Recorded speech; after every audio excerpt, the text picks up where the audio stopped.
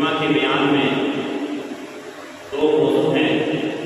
پہلا موضوع حضرت ابراہیم علیہ السلام کی دعائیں ان پر مشتمل ہے، اور دوسرا موضوع ہے قربانی کی فضیلت اور قربانی کے احکام و مسائل کے حوالے سے۔ حضرت ابراہیم علیہ السلام کی دعاؤں کا اللہ تعالیٰ نے قرآن پاک میں ذکر فرمایا ہے۔ ان دعاؤں سے ہمیں اللہ سے مانگنے کا طریقہ اور سلیقہ اس کا پتہ چلتا ہے، اور ان دعاؤں سے ہمیں یہ سبق حاصل ہوتا ہے کہ ہم بار بار اللہ کی طرف رجوع کریں، اللہ کی طرف رجوع کریں اور اپنا دست دعا اللہ کے سامنے پھیلائے رکھیں، اللہ سے مانگنے میں ہم کنجوسی نہ کریں۔ حضرت ابراہیم علیہ السلام کو اللہ تعالیٰ نے اتنا اونچا مقام عطا فرمایا کہ آپ کی اولاد میں سے اللہ تعالیٰ نے اکثروں کو نبوت کے لیے سرفراز فرمایا، ان کو منتخب فرمایا، لیکن حضرت ابراہیم علیہ السلام اپنی ہر حاجت اللہ کے سامنے رکھتے ہیں اور اللہ ہی سے رجوع کرتے ہیں اور اللہ سے بار بار مانگتے ہیں۔ اللہ تعالیٰ نے حضرت ابراہیم علیہ السلام کی دعا کا ذکر فرمایا۔ حضرت ابراہیم علیہ السلام اپنے باپ آزر کے لیے استغفار کرتے ہیں، ان کی ہدایت کے لیے دعا کرتے ہیں۔ اللہ نے قرآن پاک میں فرمایا سورہ مریم میں، قال سلام علیک سأستغفر لک ربی۔ حضرت ابراہیم کا باپ آزر بت پرست ہے، حضرت ابراہیم علیہ السلام توحید پرست ہیں اور شرک سے مکمل بیزاری کا آپ نے اعلان کیا ہے۔ اپنے باپ کے لیے دعا کرتے ہیں، ابا جی آپ پر سلامتی ہو، سأستغفر لک ربی، میں آپ کے لیے اپنے پروردگار سے استغفار کرتا رہوں گا، ہدایت کی دعا کرتا رہوں گا۔ دوسری جگہ پہ اللہ تعالیٰ نے حضرت ابراہیم علیہ السلام کی اس دعا کا ذکر کیا ہے۔ حضرت ابراہیم اپنے لیے اولاد مانگ رہے ہیں اللہ سے، رب هب لي من الصالحین، کہ اے پروردگار مجھے نیک صالح اولاد عطا فرما دیجیے۔ بڑھاپے کی عمر میں ہیں لیکن اللہ کی رحمت سے مایوس نہیں ہوئے، اللہ سے بار بار مانگتے رہے۔ تو اللہ فرماتے ہیں فبشرناہ بغلام حلیم، ہم نے اپنے ابراہیم کو ایک بردبار جوان کی خوشخبری دی، بیٹے کی خوشخبری سنائی۔ اور کہیں حضرت ابراہیم علیہ السلام اپنی اولاد کے لیے بھلائی اور نیکی کی دعا مانگ رہے ہیں۔ اللہ نے قرآن پاک میں بیان فرمایا وَإِذْ قَالَ إِبْرَاهِيمُ رَبِّ اجْعَلْ هَٰذَا بَلَدًا آمِنًا وَاجْنُبْنِي وَبَنِيَّ أَن نَّعْبُدَ الْأَصْنَامَ، کہ اے میرے پروردگار مجھے اور میری اولاد کو بت پرستی سے بچا لیجیے، مجھے اور میری اولاد کو بت پرستی سے محفوظ کر لیجیے۔ اللہ تعالیٰ نے یہ دعا بھی قبول فرمائی، اور یہ بھی دعا اللہ نے قرآن پاک میں بیان فرمائی۔ حضرت ابراہیم علیہ السلام اپنی اولاد کے لیے امن و امان کی دعا مانگتے ہیں اور رزق کی وافر مقدار کی دعا مانگتے ہیں۔ اللہ تعالیٰ نے بیان فرمایا وَإِذْ قَالَ إِبْرَاهِيمُ رَبِّ اجْعَلْ هَٰذَا بَلَدًا آمِنًا وَارْزُقْ أَهْلَهُ مِنَ الثَّمَرَاتِ، اللہ فرماتے ہیں کہ میرا ابراہیم مجھ سے یہ دعا مانگ رہا تھا کہ اے میرے پروردگار اس شہر کو مکہ مکرمہ کو امن و امان کا گہوارہ بنا دیجیے۔ کسی ملک کسی شہر کے لیے امن و امان، کسی شہر اور ملک کی سلامتی کے لیے امن، یہ بہت اہمیت کی حامل ہے۔ تو حضرت ابراہیم علیہ السلام نے اپنی دعا میں اس کو بھی شامل فرمایا کہ اے پروردگار میں اپنی اولاد کو جہاں بسا کے جا رہا ہوں اس شہر کو امن و امان کا گہوارہ بنا دے۔ اللہ تعالیٰ ہمارے ملک پاکستان کو بھی امن کا گہوارہ بنا دے۔ تو حضرت ابراہیم نے دعا کی کہ میرے پروردگار اس شہر کو امن کا گہوارہ بنا دیجیے، وَارْزُقْ أَهْلَهُ مِنَ الثَّمَرَاتِ، اور میری اولاد کو قسم قسم کے پھلوں میں سے عطا فرما دیجیے، ان کو رزق عطا فرما دیجیے۔ اور کہیں حضرت ابراہیم علیہ السلام دعا مانگ رہے ہیں کہ یا اللہ ربنا تقبل منا، بیت اللہ کی تعمیر کر رہے ہیں، کتنا اونچا مقام ہے۔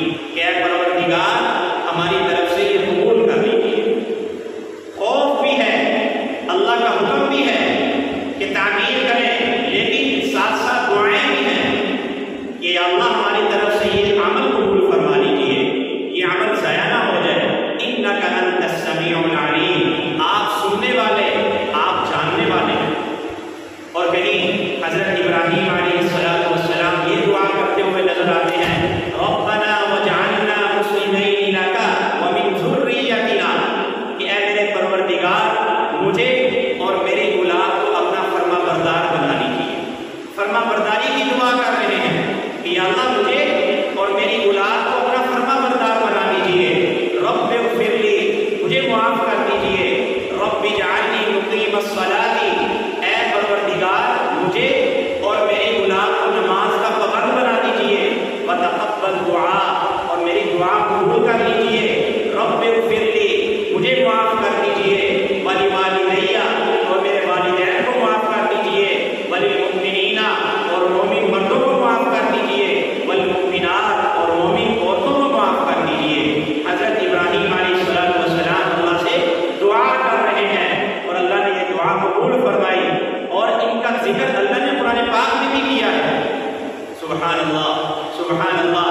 اللہ نے حضرت ابراہیم علیہ السلام کی اس دعا کا بھی قرآن پاک میں ذکر فرمایا ہے جہاں حضرت ابراہیم میرے اور آپ کے نبی سید البشر حضرت محمد رسول اللہ صلی اللہ علیہ وسلم کی آمد کے لیے دعا کر رہے ہیں. دعا کر رہے ہیں ربنا وبعث فیہم رسولا منہم یتلو علیہم، کہ اے پروردگار ان کی طرف ان میں سے ایک رسول بھیج دیجیے. کہ اے میرے پروردگار ان لوگوں میں انہی میں سے ایک رسول بھیج دیجیے. یتلو علیہم آیاتک، جو ان کے سامنے آپ کی تلاوت پڑھ پڑھ کے سنائے. ویعلمہم الکتاب، اور کتاب کی ان کو تعلیم دے. والحکمت، اور حکمت کی تعلیم دے. ویزکیہم، اور ان کے دلوں کا تزکیہ کرے، ان کے دلوں کو پاک کرے. نبی کریم صلی اللہ علیہ وسلم فرمایا کرتے تھے کہ میں اپنے باپ ابراہیم کی دعا، یہی دعا، اور فرماتے تھے میں حضرت عیسیٰ علیہ السلام کی بشارت ہوں کہ جب انہوں نے اپنے حواریوں کے سامنے خطبہ دیا اور خطبے میں فرمانے لگے کہ میرے بعد ایک نبی آنے والے ہیں جن کا نام احمد ہوگا. فرمایا کہ میں حضرت عیسیٰ علیہ السلام کی بشارت ہوں اور اپنی ماں آمنہ کی خواب ہوں. کہ حضرت آمینہ جو آپ کی والدہ ماجدہ تھی، ان کی خواب کے چرچے پوری دنیا میں مشہور ہونا شروع ہو گئے تھے. فرمایا کہ میں اپنی ماں کی خواب ہوں. تو یہ حضرت ابراہیم علیہ السلام کی چند دعاؤں کا ذکر میں نے آپ کے سامنے رکھا ہے. اللہ تعالیٰ نے قرآن پاک میں جگہ جگہ حضرت ابراہیم کی دعاؤں کا ذکر فرمایا ہے کہ حضرت ابراہیم اتنے اونچے مقام پہ اللہ نے ان کو سرفراز فرمایا، لیکن اس کے باوجود کس عاجزی کے ساتھ اللہ کے سامنے رجوع کرتے ہیں، اللہ سے گر گرا کے دعا مانگتے ہیں. تو اس سے امت کو یہ سبق ملتا ہے کہ جب حضرت ابراہیم جو خلیل اللہ ہیں، اللہ کے دوست ہیں، ابو الانبیاء ہیں، جو انبیاء کے باپ ہیں، وہ اللہ سے اتنا رجوع کرتے ہیں، تو میں اور آپ کیا حیثیت کرتے ہیں؟ ہمیں تو ہر وقت اللہ سے مانگتے رہنا چاہیے، اللہ سے مانگنا چاہیے. ہر حاجت، ہر ضرورت کا اللہ کے سامنے ذکر کرنا چاہیے اور اللہ سے مانگنا چاہیے، اللہ سے تعلق مضبوط کرنا چاہیے. اللہ تعالیٰ ہمیں اس کی توفیق عطا فرمائے. میرا دوسرا موضوع قربانی کی فضیلت اور احکام و مسائل کے حوالے سے ہے. قربانی کی فضیلت قرآن اور حدیث میں وارد ہوئی ہے. قرآن پاک میں اللہ تعالیٰ ارشاد فرماتے ہیں وَلِكُلِّ أُمَّةٍ جَعَلْنَا مَنْسَكًا لِيَذْكُرُوا اسْمَ اللَّهِ، کہ ہم نے ہر امت کے لیے قربانی کا ایک طریقہ مقرر کر رکھا ہے. لِيَذْكُرُوا اسْمَ اللَّهِ، تاکہ وہ اللہ کا نام لیں، اللہ کا نام لیں. عَلَىٰ مَا رَزَقَهُم مِّن بَهِيمَةِ الْأَنْعَامِ، ان جانوروں پہ جو اللہ تعالیٰ نے ان کو رزق کے طور پہ عطا کیے ہیں. اور ایک جگہ ارشاد فرمایا اِنَّا أَعْطَيْنَاكَ الْكَوْثَرَ، کہ اے پاک پیغمبر ہم نے آپ کو کوثر عطا کی ہے. فَصَلِّ لِرَبِّكَ وَانْحَرْ، تو آپ اپنے رب کے لیے نماز پڑھیے. وَانْحَرْ، اور قربانی کیجیے. ایک جگہ ارشاد فرمایا لَن يَنَالَ اللَّهَ لُحُومُهَا وَلَا دِمَاؤُهَا، اللہ فرماتے ہیں کہ ہمارے تک نہ جانوروں کا گوشت پہنچتا ہے، نہ جانوروں کا خون پہنچتا ہے. وَلَٰكِن يَنَالُهُ التَّقْوَىٰ مِنْكُمْ، اگر کوئی بات پہنچتی ہے اللہ تک تو وہ دل کی بات ہے، وہ تقویٰ ہے کہ کتنے تقوی سے آپ جانور کا خون بہا رہے ہیں. نبی کریم صلی اللہ علیہ وسلم نے ارشاد فرمایا کہ جو قربانی کی وسعت رکھنے کے باوجود قربانی نہ کرے تو وہ عید کے دن ہماری عیدگاہ کے قریب نہ آئے. کتنی ناپسندیدگی کا اظہار فرمایا کہ اگر قربانی کی وسعت ہے لیکن پھر بھی قربانی نہیں کرتا تو ہماری مسجد کے قریب نہ آئے، ہماری عیدگاہ کے قریب نہ آئے۔ نبی کریم صلی اللہ علیہ وسلم 10 سال مدینہ منورہ میں قیام فرما رہے تو 10 سال ہی قربانی کی آپ صلی اللہ علیہ وسلم، 10 سال قربانی کی۔ کوئی ایسا سال نہیں آیا جس میں قربانی نہ کی ہو، بلکہ اپنی امت کی طرف سے بھی کرتے تھے، ایک جانور اپنی طرف سے اور ایک جانور اپنی امت کی طرف سے بھی قربان کیا ہے۔ سبحان اللہ، کتنی فکر تھی اور کتنی محبت تھی اپنی امت سے۔ تو قربانی کی فضیلت بہت زیادہ باری ہوئی ہے۔ ایک حدیث میں آپ صلی اللہ علیہ وسلم نے ارشاد فرمایا ہے کہ قربانی کے دنوں میں اللہ کے نزدیک قربانی کے عمل سے بڑھ کر کوئی عمل نہیں ہے۔ سب سے محبوب عمل قربانی کے دنوں میں اللہ کے ہاں قربانی ہے، جانور کا خون بہانا ہے، حلال جانور کا خون بہانا ہے۔ اور آپ نے ارشاد فرمایا کہ جانور کے ہر بال کے بدلے میں ایک نیکی ملتی ہے، ہر بال کے بدلے میں ایک نیکی ملتی ہے۔ ایک جانور کے جسم میں کتنے بال ہوتے ہیں اسے کوئی شمار نہیں کر سکتا۔ اللہ تعالیٰ نے کتنا اجر و ثواب رکھا ہے۔ اور ارشاد فرمایا نبی کریم صلی اللہ علیہ وسلم نے کہ قیامت کے دن قربانی کرنے والا اپنے جانور کو اس کے خون اور اس کے سینگ اور اس کے گوبر وغیرہ کے ساتھ لائے گا اور یہ اس کے پلڑے کو بھاری کرے گا۔ اور آپ نے ارشاد فرمایا کہ جانور کا خون زمین پر گرنے سے پہلے ہی اللہ تعالیٰ اس کو اپنے ہاتھ قبول فرما لیتے ہیں کہ جانور کا خون زمین پہ گرا نہیں ہے لیکن اللہ پہلے ہی اسے قبول فرما لیتے ہیں۔ اتنا اللہ کے یہاں یہ اجر و ثواب والا عمل ہے۔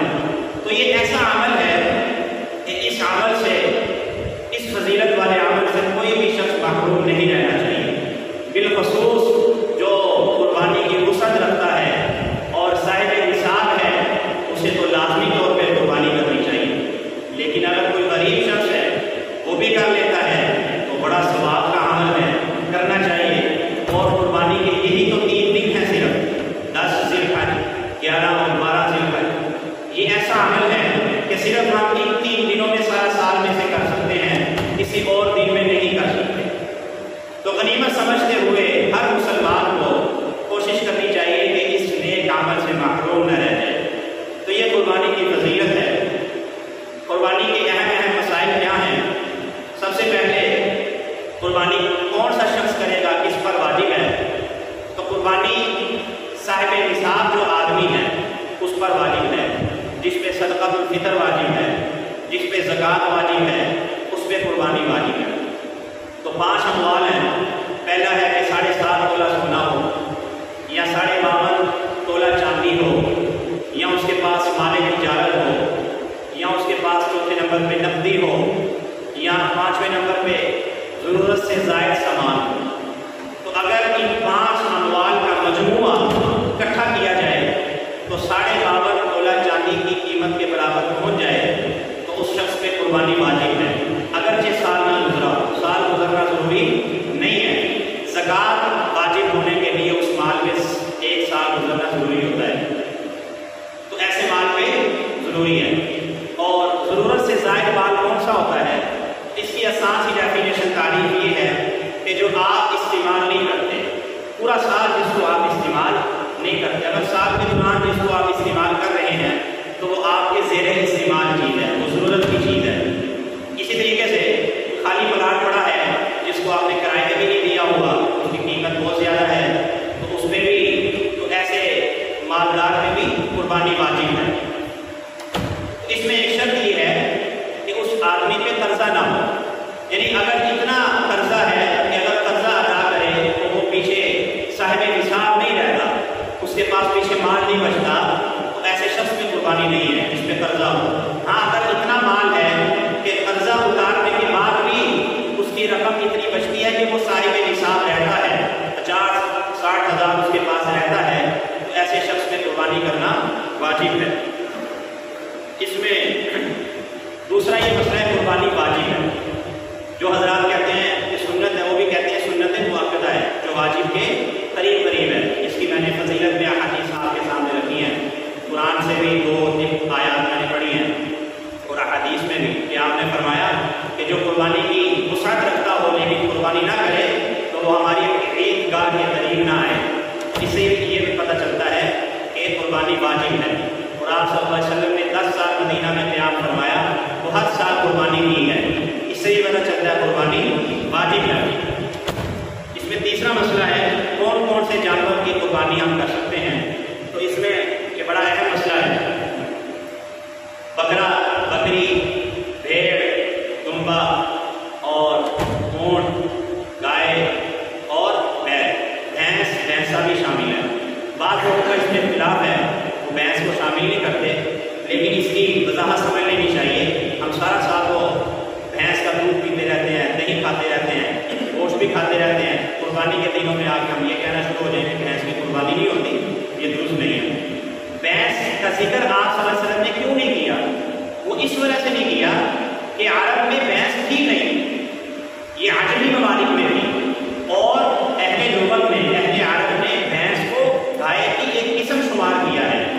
اور مزے کی بات یہ ہے کہ عربی میں بھینس کو جاموس کہتے ہیں، اور عربی میں یہ لفظ فارسی سے آیا ہے، اور فارسی میں بھینس کو گاؤ میش کہتے ہیں، اور گاؤ میش یعنی گائے کا لفظ اس میں بھی آ گیا فارسی میں کہ گائے کی ایک قسم ہے، تو گاؤ میش کے عربی میں یہ جاموس بنا ہے تھوڑے سے رد و بدل کے ساتھ۔ تو مطلب یہ کہ عربی میں یہ لفظ فارسی سے آیا ہے، اور فارسی میں بھینس کے لیے گاؤ میش کا لفظ استعمال ہوتا ہے جس میں گائے کا لفظ ہے۔ تو اس سے بھی یہ پتہ چلتا ہے کہ بھینس یہ گائے ہی کی ایک نسل ہے، اور یہ گائے کی اعلیٰ قسم ہے، گائے کی اعلیٰ ترین قسم ہے، اور یہ بڑا کثیر دودھ دیتی ہے۔ تو یہ گائے کی قسم میں اس کو شامل کیا ہے علماء حضرات نے، اور جمہور علماء اس کو اس میں گائے ہی میں شامل کرتے ہیں، اور بھینس کی قربانی میں کہتے ہیں کہ اس میں کوئی حرج نہیں ہے، یہ جائز ہے، جیسے گائے کی، بیل کی قربانی جائز ہے، بھینس کی اور بھینسے کی بھی قربانی بلا کراہت جائز ہے۔ اس میں عمر کی حد کیا ہے، عمر کیا ہونی چاہیے؟ تو عمر اس میں اصل ہے، جو بکری ہے، بکرا ہے، اس میں 1 سال ہونا چاہیے، لیکن اگر جو بھیڑ ہے وہ 6 ماہ کا ہے، دیکھنے میں وہ 1 سال کا لگتا ہے، اس کی بھی قربانی ٹھیک ہے۔ اور اسی طریقے سے گائے، بیل، بھینس اور بھینسے میں اس کی عمر 2 سال ہونی چاہیے، کم از کم اس کی عمر 2 سال ہونی چاہیے۔ اونٹ میں کم از کم عمر 5 سال ہے، کہ 5 سال سے کم عمر والا جو اونٹ ہے اس کی قربانی جائز نہیں ہے۔ تو عمر کا یہ حساب ہے۔ چوتھا مسئلہ اس میں عائب دار جانور کے حوالے سے ہے کہ کون سا ایسا عائب ہے جس کو جانور میں شمار کیا جاتا ہے۔ اگر جانور اندھا ہے، یا جانور کی ایک آنکھ کی بینائی نہیں ہے، یا بینائی آدھے سے زیادہ آدھی یا آدھے سے زیادہ چلی گئی ہے، تو اس کو عیب شمار کیا جاتا ہے، تو ایسے جانور کی قربانی ٹھیک نہیں ہے۔ اگر آدھے سے کم ہے، ایک آنکھ کی بینائی آدھے سے کم گئی ہے، آدھی نہیں ہے، آدھے سے زیادہ نہیں ہے، یعنی زیادہ ہے تھوڑی سی کم ہے، تو ایسے جانور کی قربانی ٹھیک ہے۔ اسی طریقے سے اگر اس کا کان کٹا ہوا ہے، اگر آدھا کان کٹا ہے یا آدھے سے زیادہ کٹا ہے تو یہ عیب ہے، ایسے جانور کی قربانی درست نہیں ہے۔ آدھے سے کم کٹا ہے تو ایسے جانور کی قربانی درست ہے۔ اور اسی طریقے سے اگر جانور کے پیدائشی کان نہیں ہے تو کان نہ ہونا یہ عیب ہے، تو ایسے جانور کی قربانی درست نہیں ہے۔ لیکن اگر کان چھوٹے چھوٹے ہیں تو کوئی مسئلہ نہیں ہے۔ اسی طریقے سے اگر جانور کی دم کٹی ہے، اگر آدھے سے کم کٹی ہے تو کوئی مسئلہ نہیں، اگر آدھی دم کٹ گئی ہے یا زیادہ کٹ گئی ہے تو ایسے جانور کی قربانی درست نہیں ہے۔ اسی طریقے سے اگر جانور کے پیدائشی سینگ ہی نہیں ہے تو سینگ نہ ہونا یہ ایک عیب نہیں ہے، تو جب عیب نہیں ہے تو قربانی درست ہے۔ اور اگر سینگ تھے ٹوٹ گئے ہیں تو ایسے جانور کی بھی قربانی درست ہے، لیکن اگر جڑ سے ہی اکھڑ گئے ہیں، ایسا گہرا زخم لگا ہے، تو اگر جڑ سے اکھڑ گئے ہیں تو پھر اس جانور کی قربانی درست نہیں ہے۔ اسی طریقے سے آپ نے جانور خریدا ہے اور صحیح سالم تھا، جانور کو گاڑی پہ چڑھاتے اتارتے ہوئے یا گھر میں لانے کے بعد میں اس میں ان عیبوں میں سے کوئی عیب پیدا ہو گیا ہے، تو اب اس جانور کی آپ قربانی نہیں کریں گے، بلکہ اس کو ذبح کریں، خود بھی کھائیں اور دوسروں کو کھلائیں۔ اگر آپ مالدار ہیں تو پھر آپ دوسرا جانور خرید کے ذبح کریں، غریب ہیں تو پھر آپ رہنے۔ لیکن اگر آپ ذبح کرنے لگے ہیں، ذبح کرتے ہوئے جب آپ لٹانے لگے، ذبح کرنے کا جب آپ نے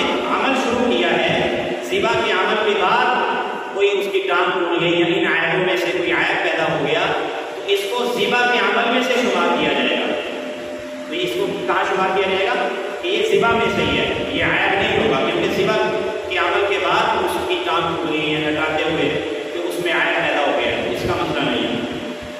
اسی طریقے سے اگر آپ نے کوئی جانور خریدا ہے تو آپ کو پتہ چلا کہ یہ تو حاملہ ہے اور آپ کو پتہ نہیں تھا، آپ نے ذبح کر لیا تو اندر سے بچہ نکلا ہے، اگر بچہ زندہ ہے تو علماء فرماتے ہیں کہ اس کو بھی ذبح کر لیں۔ اگر دودھ والا جانور ہے، آپ نے اس کو قربان کرنے کی نیت کر لی ہے تو اس کے دودھ کو آپ نہیں پیے بلکہ اس کو صدقہ کریں، اس کو اللہ کی راہ میں صدقہ کرتے ہیں قربانی تک۔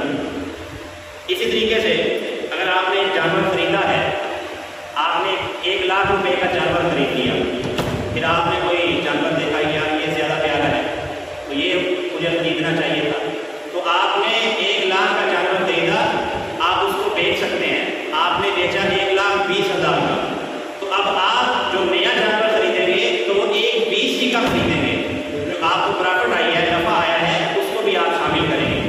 اگر آپ کم قیمت کا قربانی والا جانور خریدیں تو جو زائد قیمت ہے پھر آپ اس کو صدقہ کریں گے۔ اسی طریقے سے اگر جانور مر گیا خریدنے کے بعد، مالدار ہے تو قربانی کرے گا، اگرچہ وہ سستا جانور خرید لے، ضروری نہیں ہے جتنا جانور آپ نے پہلا خریدا تھا مہنگا آپ اتنا ہی مہنگا خریدیں، آپ سستا جانور لے کے بھی قربان کر سکتے ہیں، لیکن اگر غریب تھا اس کا جانور مر گیا ہے تو پھر اس کو ضروری نہیں ہے اس پہ دوبارہ جانور خریدے اور قربانی کریں۔ اس میں ایک اہم مسئلہ ہے، میں آپ کے 1-2 منٹ زیادہ نہیں لیتا ہوں آج۔ ذبح کرنے کا جو طریقہ ہے، اس میں یہ بڑی اہم بات ہے کہ قربانی والے دن جو قصائی ہیں وہ سارے اس میں ہندو بھی ہوتے ہیں، سارے اس دن انہوں نے اپنا کام تیز کیا ہوتا ہے، تو آپ کوشش کریں ایسا قصائی ہو جو مسلم اور توحید پرست ہو، نبی کریم صلی اللہ علیہ وسلم کی ختم نبوت پہ اس کا ایمان ہو۔ اگر آپ کسی ہندو سے اس قربانی کروا لیں گے تو آپ کی قربانی نہیں ہوگی، اور اس میں یہ بھی ضروری ہے کہ چھری پھیرتے ہوئے وہ تکبیر کرے۔ جن لوگوں نے جانور پکڑا ہوا ہے تو وہ اونچی آواز سے تکبیر پڑھیں تاکہ جو چھری پھیرنے والا ہے اس کو یاد آ جائے۔ اگر تو جان بوجھ کے چھوڑتا ہے تو جانور کی قربانی درست نہیں ہے۔ ہاں اگر بھول گیا ہے دل میں تھا اللہ کا نام بسم اللہ اللہ اکبر تو قربانی درست ہے۔ قصائیوں کو ایک اہم ان کو بیماری ہے کہ اس دن چونکہ ان کا کام تیز ہوتا ہے تو وہ 4 بگے کاٹنے کے بعد تیزی سے جو حرام مغل ہے اس میں بھی چاقو مارتے ہیں، تو یہ جانور کو اس سے تکلیف ہوتی ہے اور یہ عمل درست بھی نہیں ہے، اس کو مکروہ لکھا ہے۔ اور اس کا ایک نقصان یہ بھی ہے کہ بریڈنگ تیزی سے نہیں ہوتی، گوشت میں خون چلا جاتا ہے اور خون سے ہی گوشت میں بیماریاں پیدا ہوتی ہیں۔ جب اچھے طریقے سے خون نہیں نکلے گا تو گوشت میں بیماری پیدا ہونے کا امکان ہے اور جانور کو اس سے تکلیف بھی ہوتی ہے۔ تو وہ کہتے ہیں کہ ہم نے دوسرا جانور بھی کرنا ہے تو بھئی آپ 4 بگے کاٹ لیں، خون نکلنے دیں تیزی سے، ایسے ہی نکلنے دیں، آپ دوسرا جانور کر لیں۔ تو قصائی کو آپ مجبور کریں کہ حرام مغز میں چاقو نہ ماریں، اس سے جانور کو بھی تکلیف ہوتی ہے اور یہ مکروہ ہے، اور گوشت کی لذت بھی اس سے خراب ہو جاتی ہے۔ اس میں ایک اور بڑا اہم مسئلہ ہے کہ اگر بڑا جانور خریدا ہے اس میں 7 حصے ہیں تو اس میں یہ کوشش کرنی چاہیے حصہ ڈالتے ہوئے اس طرف دھیان ہونا چاہیے کوئی حرام آمدن والا شریک نہ ہو جائے۔ اگر حرام آمدن والا شریک ہو جائے تو پھر 7 حصے نکال